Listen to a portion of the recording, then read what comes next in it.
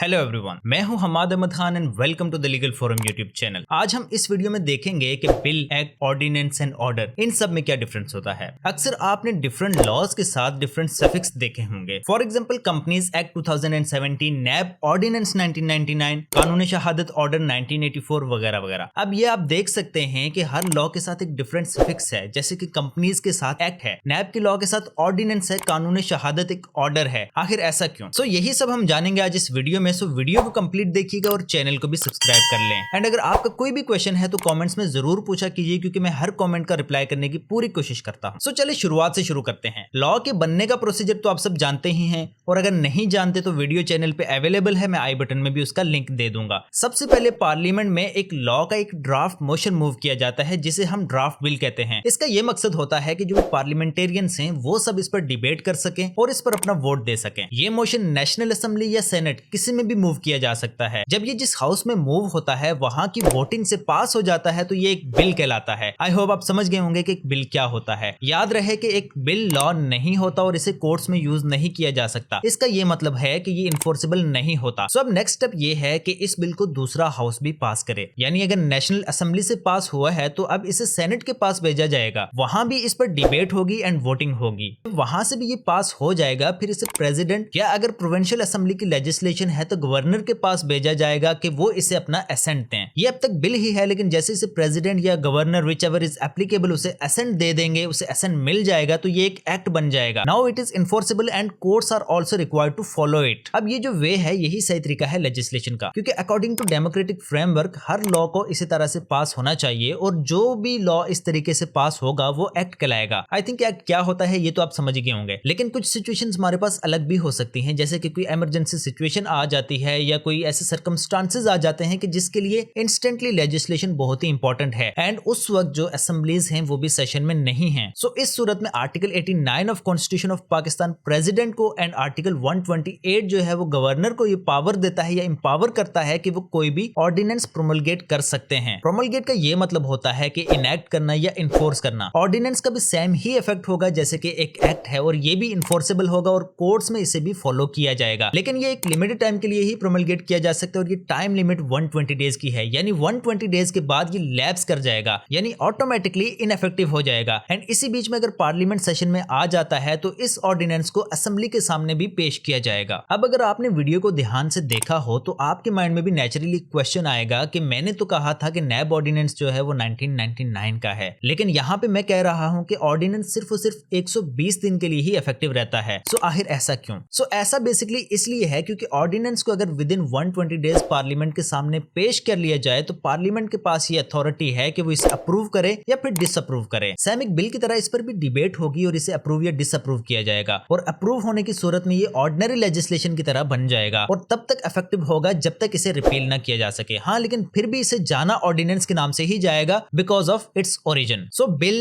Act, ordinance ये तो समझ आ गया, लेकिन ये ऑर्डर क्या है? कानूनी शहादत तो एक ऑर्डर है, तो इसका क्या मतलब हुआ? देखिए, ऑर्डर का ऑर्डिनरी मीनिंग होता है कि किसी को कोई हुक्म देना। ये कोई एडमिनिस्ट्रेटिव ऑर्डर हो सकता है या फिर किसी कोर्ट का ऑर्डर हो सकता है। लेकिन सच ऑर्डर्स जैसे कि कानून शहादत ऑर्डर है, इस तरह के ऑर्डर्स जो कि लॉ की हैसियत रखते हों, ये ऐसे ऑर्डर्स होते हैं जिन्हें मार्शल लॉ एडमिनिस्ट्रेटर की तरफ से इशू किया गया होता है, क्योंकि ये एक्ट की डेफिनेशन में फॉल नहीं करते बिकॉज पार्लियामेंट ने इन्हें नहीं बनाया, एंड ना ही ऑर्डिनेंस की डेफिनेशन में फॉल करते हैं क्योंकि ये पावर सिर्फ और सिर्फ प्रेसिडेंट के पास है या गवर्नर के पास है, एंड मार्शल लॉ एडमिनिस्ट्रेटर या डिक्टेटर इनमें से कुछ भी नहीं है। सो इसलिए ऐसे लॉज को ऑर्डर कहा जाता है। ये भी नॉर्मली इनइफेक्टिव हो जाएंगे जब मार्शल लॉ खत्म हो जाता है। लेकिन सवाल यहाँ पे फिर ये है कि कानूनी शहादत ऑर्डर अब तक इफेक्टिव कैसे है? तो इसका जवाब ये है कि इसे भी पार्लियामेंट की तरफ से बाद में अप्रूव किया गया, लेकिन इसे जाना ऑर्डर के नाम से ही जाएगा due to its origin. So quickly से रिवाइज कर लेते हैं। बिल वो डॉक्यूमेंट होता है जो कि असेंबली से पास हो लेकिन अभी तक लॉ ना बना हो क्योंकि उसे असेंट ना मिला हो, और एक्ट वो है जो कोई भी लॉ पूरे प्रोसीजर को फॉलो करते हुए, लेजिस्लेशन की जो कॉन्स्टिट्यूशन में दिया गया है उसे फॉलो करते हुए बना हो, उसे हम एक्ट कहेंगे। जो प्रेसिडेंट या गवर्नर प्रोमलगेट करें जब असेंबली सेशन में न हो और हालात ऐसे हों कि लॉ जरूरी हो, वो ऑर्डिनेंस कहलाएगा जो कि 120 दिन के लिए इफेक्टिव रहता है। एंड ऑर्डर वो होता है कि जो चीफ मार्शल लॉ एडमिनिस्ट्रेटर की तरफ से इशू किया गया होता है। सो आज की इस वीडियो में इतना ही। उम्मीद करता हूँ ये वीडियो आपको पसंद आई होगी और आपके लिए हेल्पफुल रही होगी। अगर वीडियो पसंद आई है तो इसे लाइक करें, दोस्तों के साथ भी शेयर करें, चैनल को भी सब्सक्राइब करें। मिलते हैं अगली वीडियो में, तब तक के लिए अल्लाह हाफिज।